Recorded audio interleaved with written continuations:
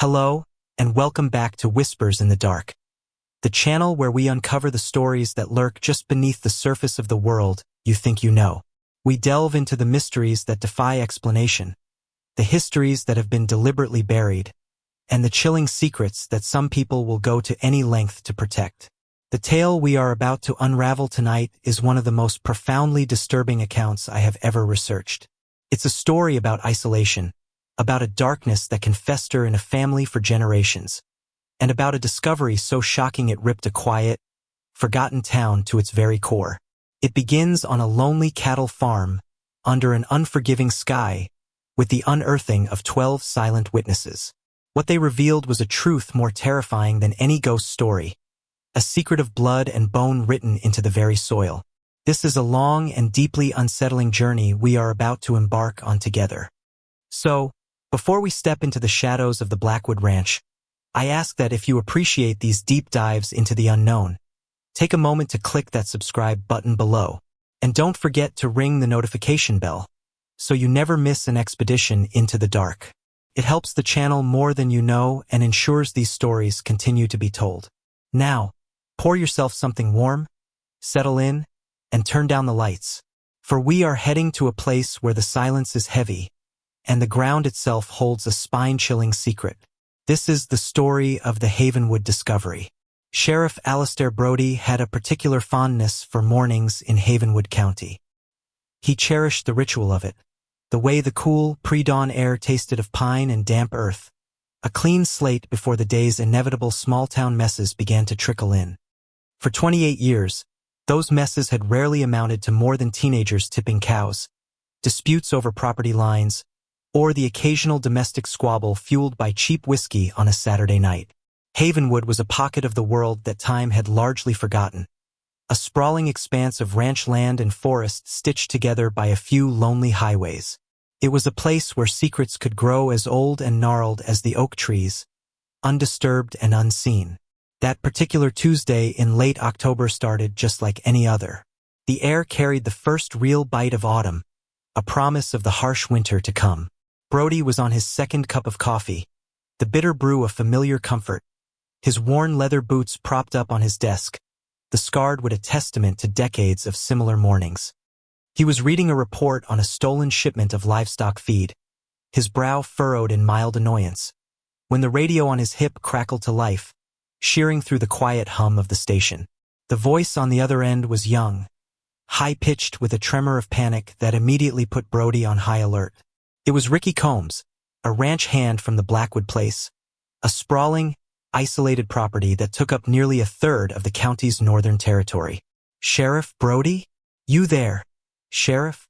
Ricky's voice was thin, stretched by fear and the spotty reception that plagued the canyons out north. Brodie swung his boots off the desk, his spine straightening. "I'm here, Ricky. What's the trouble?" I don't know, Sheriff. You gotta get out here, to the Blackwood Ranch, out by the old Barren Creek, the one that dried up this summer." There was a pause, filled with the hiss of static and Ricky's ragged breathing. Brodie's mind, a well-oiled machine of rural law enforcement, ticked through the possibilities. A poaching incident? A lost hiker? Maybe one of the Blackwood's prize bulls had gored something or someone. The Blackwoods were a strange, insular clan, a dynasty that had owned that land since the county was first chartered. They kept to themselves, their interactions with the rest of Havenwood limited to gruff, biannual trips to the feed store. The current matriarch, Elspeth Blackwood, ran the ranch with her two hulking, silent sons, Caleb and Jonas. They were relics, people whispered, as wild and untamed as the land they lorded over. "Ricky, calm down, son. Tell me what you found," Brodie said, his voice even and steady, the tone he'd perfected over years of coaxing sense out of panicked people. "Bones, Sheriff?" Ricky finally choked out, the word tumbling from his lips as if it had been lodged in his throat. "A lot of 'em. And they ain't cattle." The finality in the young man's voice, the sheer, unadulterated terror, was a cold spike in Brodie's gut. He was already grabbing his keys and his hat. "Don't touch anything. Don't let anyone near it. I'm on my way." He radioed his deputy, a young, eager officer named Ben Mills, who'd transferred from the city a year ago, still green and full of a procedural rigidity that Brody found both irritating and occasionally useful. "Ben, meet me at the station. We're taking a ride out to the Blackwood place. A possible 10 to 57. A code for a dead body." Mills acknowledged, his voice crisp and alert, a stark contrast to Ricky Combs' panic. The drive out to the Blackwood Ranch was a journey into isolation. The paved county road gave way to a gravel track, which in turn dissolved into a rutted dirt path that snaked its way through miles of empty, windswept grazing land. The fences were old, the barbed wire rusted and sagging in places, but the posts were made of dark, petrified-looking wood that seemed ancient and indestructible. The sky was a vast, indifferent canvas of gray, and the wind moaned as it whipped across the plains, carrying the scent of dry grass and something else, something vaguely metallic and unsettling. As they rattled along the path, Mills was a bundle of nervous energy, his city-bred mind already constructing crime scene perimeters and chains of custody. "You think it's a hiker? Maybe someone who got lost years ago?" he asked, his gaze scanning the empty horizon. Brody kept his eyes on the road, his hands steady on the wheel of the old patrol SUV. "Could be. This land is vast. Easy to get lost, easier to never be found." But Ricky sounded different. It wasn't the kind of scared you get from stumbling on one old skeleton. It was something else. The Blackwood homestead finally came into view, and as always, it felt like a step back in time. The main house was a severe, two-story structure built from dark, heavy timber, its windows like vacant eyes staring out over the desolate landscape. It was a fortress, not a home. Several barns and outbuildings, all painted a uniform, faded blood red, were scattered around it. There was no sign of life, save for a plume of smoke curling lazily from the stone chimney. Ricky Combs was waiting for them by a rusted gate, his face pale and clammy, his lanky teenage frame trembling. He was practically vibrating with a mixture of fear and a grim sort of importance. He'd found something terrible, and he was now a part of its story. "Sheriff, deputy," he nodded, his eyes wide. "It's bad. Real bad." Before they could follow Ricky, the heavy front door of the main house creaked open. Elspeth Blackwood emerged, wiping her hands on a stained apron. She was a woman carved from the same hard, unforgiving material as the land itself.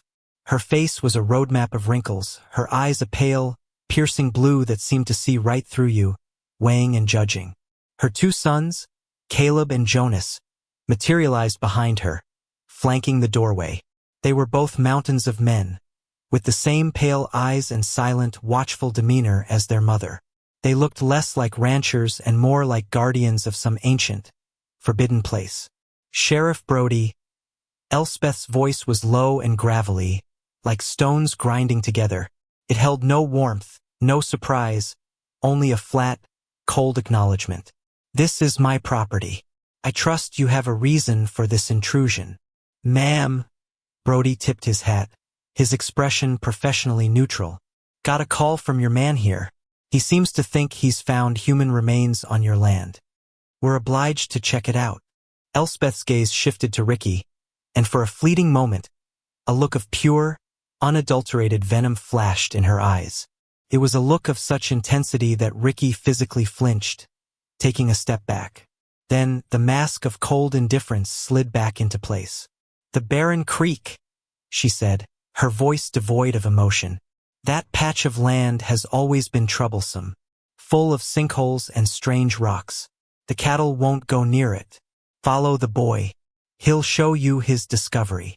She did not offer to accompany them. She simply stood there, a sentinel in her doorway, with her two silent sons as her sentinels. As Brody and Mills followed the still-shaking Ricky towards the creek bed, Brody could feel their eyes on his back, a heavy, prickling pressure that felt anything but benign.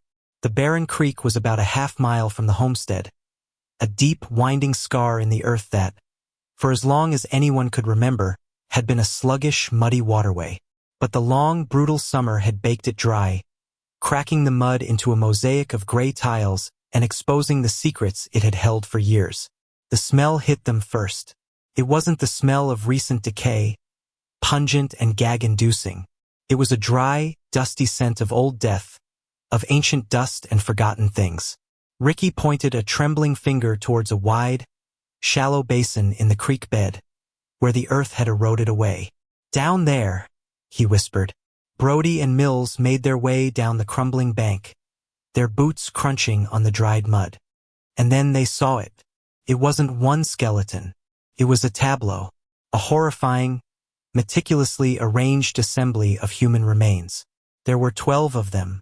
The skeletons were laid out in a circle, their feet pointing inwards towards a central, flat-topped rock that was stained a dark, rusty brown.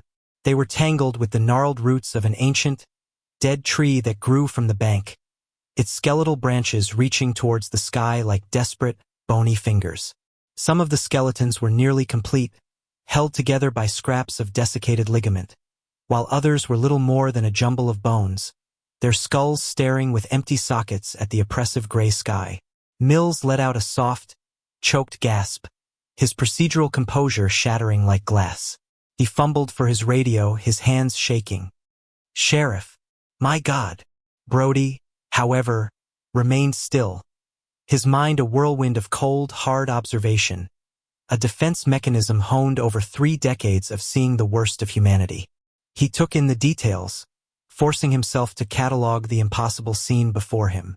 The bones were yellowed with age, some almost brown, suggesting they had been there for a very, very long time. They were of various sizes, some clearly male, others smaller, more gracile, likely female. But it was the arrangement that chilled him to the bone. It wasn't random. It wasn't the work of a flood or a landslide that had simply unearthed a forgotten burial ground. This was deliberate. It was ceremonial, felt like a shrine. He knelt, his aging knees protesting, and looked closer at one of the skulls. There was a small, precise hole at the temple, a detail that might have been missed by a casual observer. He moved to another skull, then a third. They all had the same mark, a small, neat, circular fracture. Not a bullet hole. It was something else, something primitive. "Ben," Brody's voice was grim, cutting through the younger man's shock. "Get on the horn. Call the state boys. Call the me.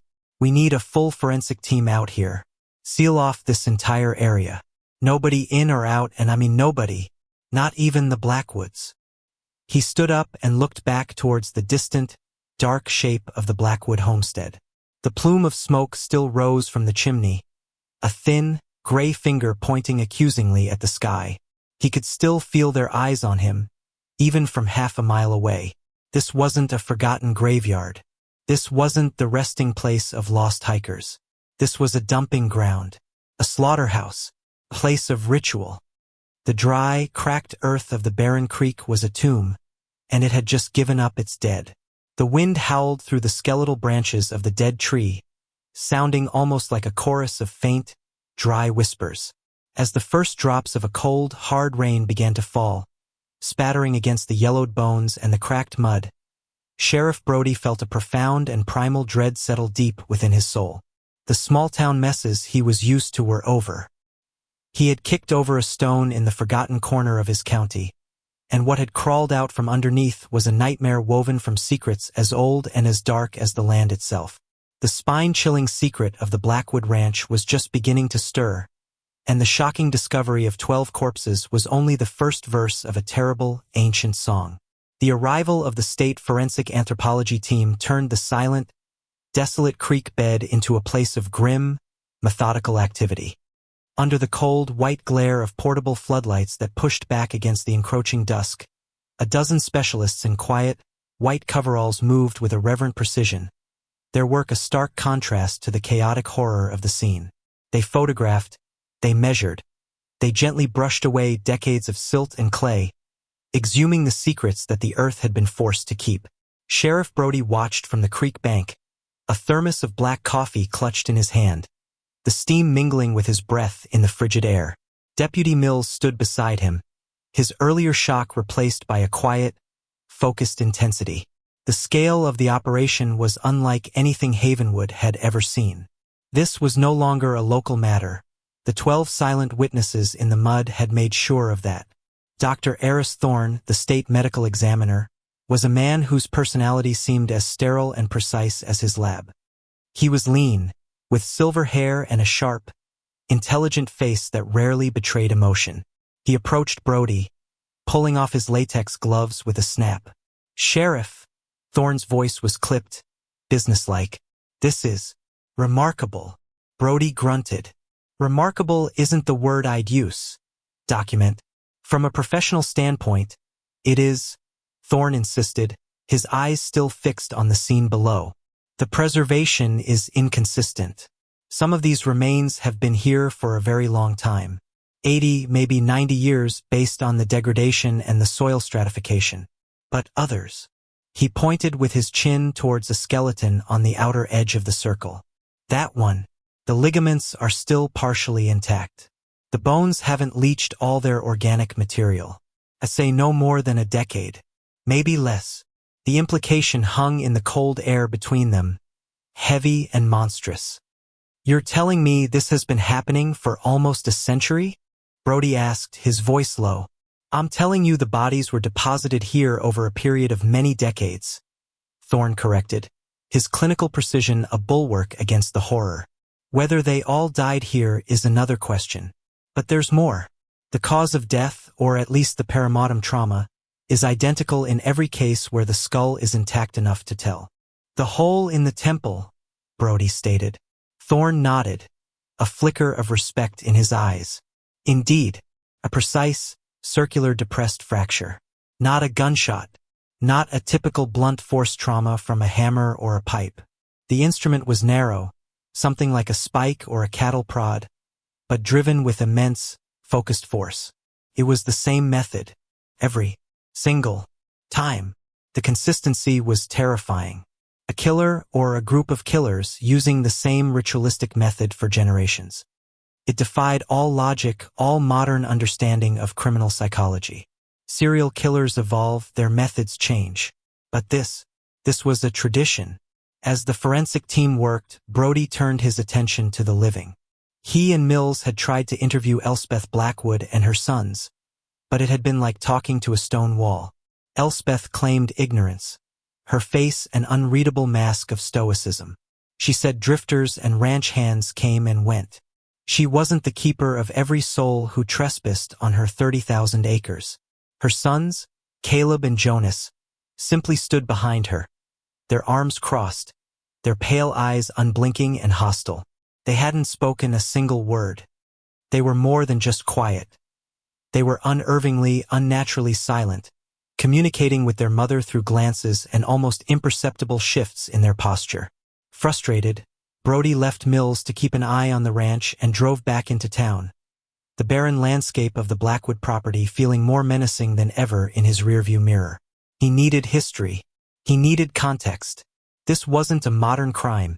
It felt ancient, its roots buried deep in the county's past.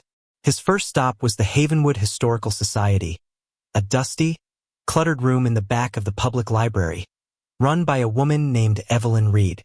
Evelyn was in her late 70s, a walking, talking archive of Havenwood's entire history. She knew who had married whom, who had died of what, and where all the proverbial bodies were buried. Brody hoped she might have some insight into the literal ones.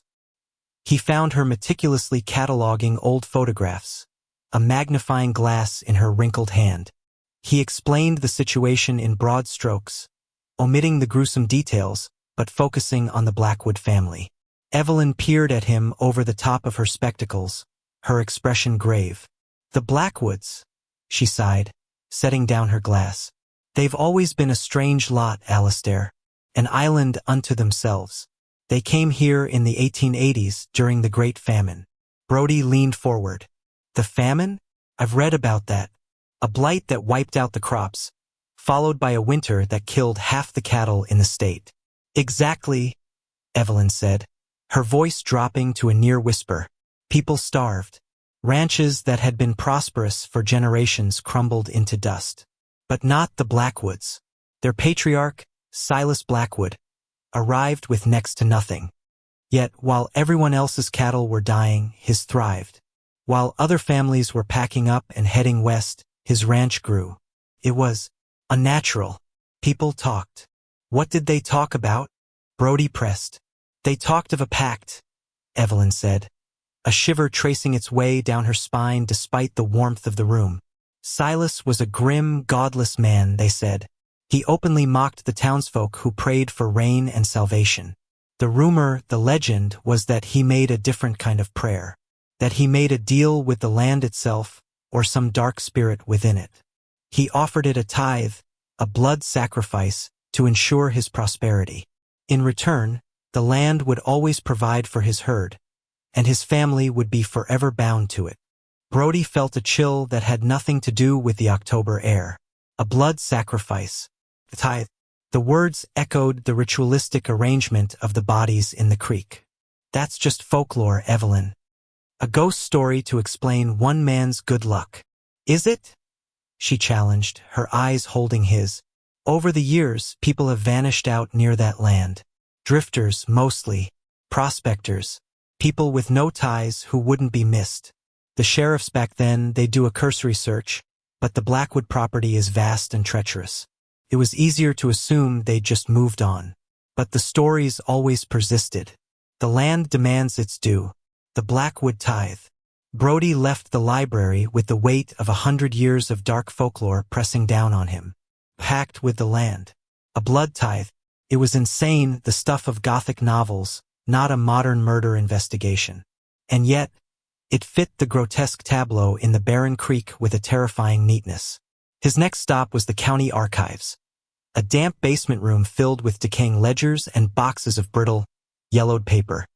He spent hours poring over old property deeds, census records, and birth certificates for the Blackwood family. What he found was as unsettling as Evelyn's folklore. The family tree was a closed loop. For generations, the Blackwoods had rarely married outside of a few other isolated, land-rich families, and for the last 60 years, they hadn't seemed to marry at all. The births of Caleb and Jonas were not on file. Legally, according to the state of Havenwood, Elspeth Blackwood's sons did not exist. They were ghosts, living entirely off the grid, tethered only to that dark, brooding patch of land. He also found a series of coroner's reports and missing person files from the past century, filed away and forgotten. A drifter in the 1930s, last seen asking for work at the Blackwood Ranch. A geologist surveying for the state in the 1950s, his truck found abandoned on the edge of the property. A young couple backpacking in the 1970s, their last postcard sent from the Havenwood post office. In each case, the investigation had gone cold, suffocated by the sheer size of the wilderness and the Blackwoods' uncooperative silence. The disappearances were spaced roughly a decade apart. The pieces were slotting together, forming a picture so monstrous it was hard to look at directly. This wasn't the work of one killer. This was a legacy, a sacred, horrific duty passed from one generation of Blackwood to the next. They were culling the herd of humanity to feed their land, to honor a pact made in a time of desperation and famine. That evening, a storm rolled in, the sky turning a bruised, violent shade of purple. Rain lashed against the windows of the sheriff's station. Deputy Mills came in, soaked and grim-faced. "They know we're watching, Sheriff," he said, shaking the water from his coat. "They just stand there, at the windows, staring out at us. The mother and the two sons. They don't turn on lights. They just stand in the dark and watch." Just then, the phone on Brody's desk rang, the sound jarring in the tense quiet of the station. It was Dr. Thorne. "Alistair, we found something." The ME's voice was tight with a controlled excitement. "In the silt under the central rock. The one all the bodies were pointing to. It was protected from the elements. It's a book." Brody's knuckles whitened around the receiver. A book. A journal or a ledger of some kind. It's old, leather-bound. The pages are brittle, but the ink is mostly legible. It seems to be a record. "A record of what, heiress?" Brody asked, his voice barely a whisper. There was a pause on the other end of the line, and when Thorne spoke again, his clinical detachment was gone, replaced by a note of pure, unadulterated awe and horror. It's a record of the harvest, he said. It lists 12 names, 12 dates, and 12 methods of acquisition, stretching back to 1908. But that's not the chilling part. The last entry. It's dated a decade ago, and at the bottom of the page, there's another note. It's written in a different hand, a fresher ink. Brody held his breath, the roar of the storm outside fading into a dull hum. What does it say, Eris? It says, Thorne's voice was strained. The cycle is complete. The soil is grateful. The new tithe is due. The 13th harvest awaits. The line went silent, but the words hung in the air, a death sentence pronounced from the past. The 12 bodies weren't just a discovery of past crimes. They were a declaration, a sign that a grim celestial clock had struck its hour. The Blackwoods weren't just hiding their history. They were preparing to repeat it. The harvest was due, and somewhere out there, in the wind and the rain, a 13th victim was unknowingly walking towards the altar of a barren creek. The words from the journal "The 13th harvest awaits" echoed in Sheriff Brody's mind, a frantic, incessant drumbeat against the backdrop of the howling storm. The 12 skeletons were not an ending. They were a prelude. They were the cleared slate upon which a new sacrifice was to be written. The investigation had pivoted in an instant from a cold case spanning a century to a frantic, desperate race against time. They weren't just hunting killers. They were trying to stop a ritual. A 13th victim, Mills said, his face pale in the stark light of the sheriff's office. They're actively hunting someone, right now. Brody's mind raced, sifting through the faces of the county, the regulars, the newcomers. Who was vulnerable? Who was invisible? The journal's previous entries had provided the pattern. Drifters, surveyors, backpackers, outsiders, people whose absence wouldn't create an immediate void. The motel, Brody said, grabbing his raincoat. The Bidawee on Highway 9 is the only lodging for 50 miles. Anyone passing through who isn't just getting gas stays there. The Bidawee Motel was a relic of a bygone era, a sad, C-shaped collection of peeling paint doors and buzzing neon. The night clerk, a perpetually bored teenager named Leo, looked up from his phone as the two officers burst in, dripping rainwater onto the worn linoleum. "We need your guest registry for the last week." "Leo," Brody commanded, his voice leaving no room for argument. Leo, wide-eyed at the sheriff's urgency, pushed the worn book across the counter. Brody's finger scanned the names. Most were truckers, familiar names on their regular routes. Then he saw it. Room 7. Checked in 2 days ago. The name was listed as Jenna Halston. Under reason for travel, she had simply written, hiking. "Room 7, Brody snapped. "Is she here?" Leo's eyes darted nervously towards the window. No, Sheriff. She left this morning. Said she was going to hike the old ridges up north. The ones that border the Blackwood property." The boy swallowed hard. News of the discovery had spread through Havenwood like a contagion. She was asking about the best trails. I told her to be careful, that the weather was turning. A cold dread, sharp and absolute, seized Brody. A lone hiker, an outsider, on the edge of their land, just as the storm rolled in. It was a perfect storm of opportunity for the Blackwoods. "Get on the radio, Ben," Brody ordered as they ran back to the SUV. "Tell dispatch to try and raise state police. The storm's probably knocked out the repeaters, but you try. Tell them we have a missing person, believed to be in imminent danger. Tell them the suspects are the Blackwood family." The drive back to the ranch was a battle against the elements. The wind rocked the heavy vehicle, and sheets of rain turned the dirt road into a treacherous river of mud. The world outside was a maelstrom of darkness and roaring wind, a perfect cover for a monstrous act. As they neared the property, a flash of lightning illuminated the landscape, and for a split second, Brody saw it. A small, brightly colored dome tent, collapsed and half-submerged in mud near the tree line. Jenna Halston's camp. She had been taken. They didn't bother with the main gate, crashing the SUV through a section of the ancient fence. Brody killed the headlights as they approached the homestead, pulling the vehicle into the concealing shadows of a thicket of pines. The house was dark, just as Mills had described, a hulking silhouette against the storm-racked sky. But this time, there was a faint, flickering light coming from one of the lower windows of the largest barn. "This is it," Brody said, his hand resting on the butt of his shotgun. "They won't be expecting us. Not in this storm. We go in quiet, Ben. And we go in hard." They moved through the rain, the mud sucking at their boots. The wind masked the sound of their approach. As they crept closer to the barn, a sound reached them, carried on a sudden lull in the wind. It was a low, monotonous chanting. The sound was guttural, ancient, and utterly devoid of humanity. It was the sound of a ritual in progress. Brody and Mills flattened themselves against the rough, weathered wood of the barn wall, next to the dirt-caked window where the light flickered. Brody chanced a look inside. The interior of the barn was a scene from a fever dream. Lanterns cast long, dancing shadows. In the center of the vast, earth-floored space, Caleb and Jonas stood stoically, their massive frames draped in crude, dark robes. Between them, Elspeth Blackwood presided over a large, flat stone slab that Brody recognized with a jolt of horror. It was the same type of dark, stained rock as the one in the center of the circle in the creek bed. And lying on the stone was a young woman, her eyes wide with terror. Jenna Halston. She was bound with thick rope, a piece of cloth stuffed in her mouth.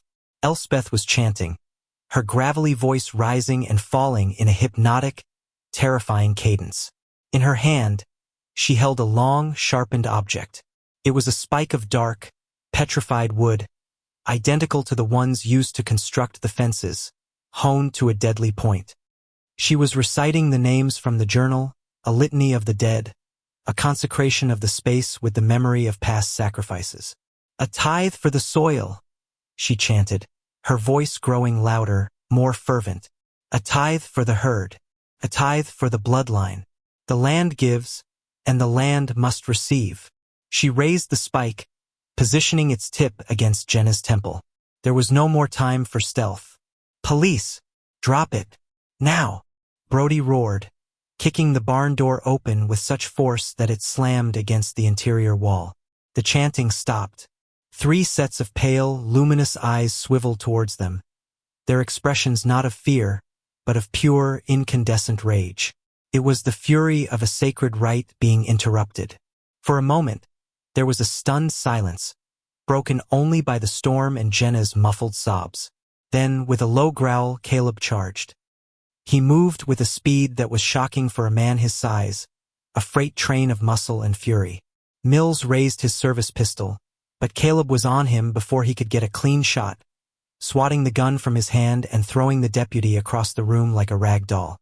Jonas moved towards Brody, his face a blank mask of murderous intent. Brody leveled the shotgun. "Stay back," he yelled, but the giant didn't even flinch. Brody fired, the blast echoing like a thunderclap inside the barn. The rock-salt round struck Jonas square in the chest, staggering him, but he only grunted, a look of mild annoyance on his face, and kept coming. While her sons engaged the officers, Elspeth turned her attention back to the altar.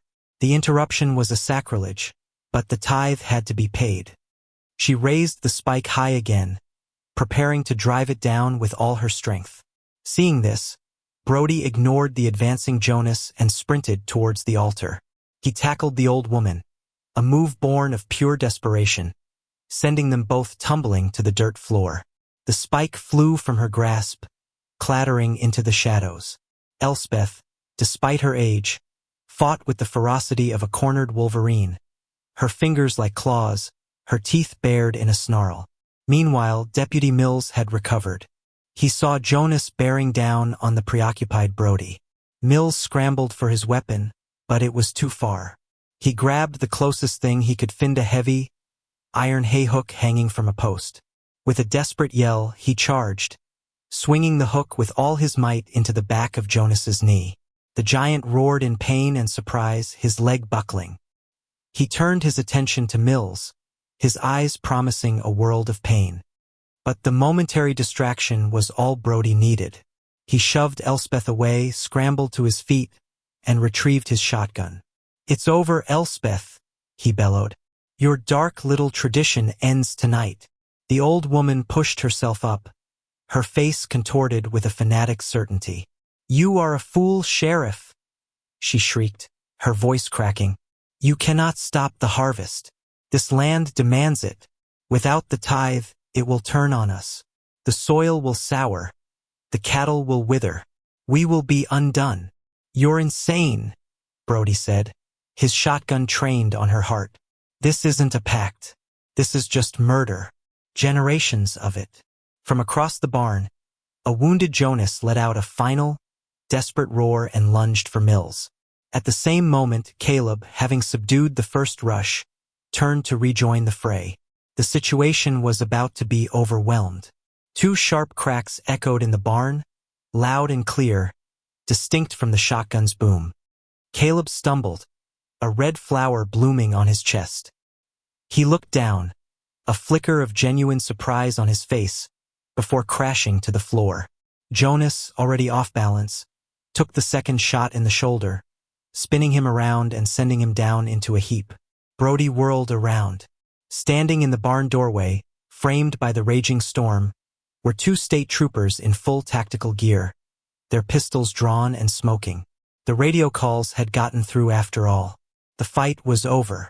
As troopers swarmed in, cutting Jenna free and cuffing a wounded, snarling Jonas, Brody walked over to Elspeth. She was on her knees, staring at the body of her eldest son, her face a terrifying mixture of grief and undiluted hatred. She looked up at Brody, her pale eyes burning with a cold fire. "You have doomed this land, Alistair Brody," she hissed, her voice a low, venomous promise. "You have broken the pact. The land will starve now, and it will remember what you have done." She said nothing else. She remained silent as they led her and her surviving son out into the rain, their monstrous legacy finally brought into the light. In the aftermath, as the storm began to subside, Brody stood outside the barn, the cool, clean air feeling like a balm.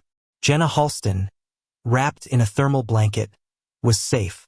The centuries-old cycle of violence was broken. The secret of the Blackwood Ranch had been fully, horrifically unveiled. But as he looked out over the vast, dark expanse of the Blackwood property, Elspeth's final words haunted him. "The land will remember." He looked at the rich soil, the land that had unnaturally prospered while all others had failed. He thought of the 12 skeletons arranged in a circle, a tribute to that soil.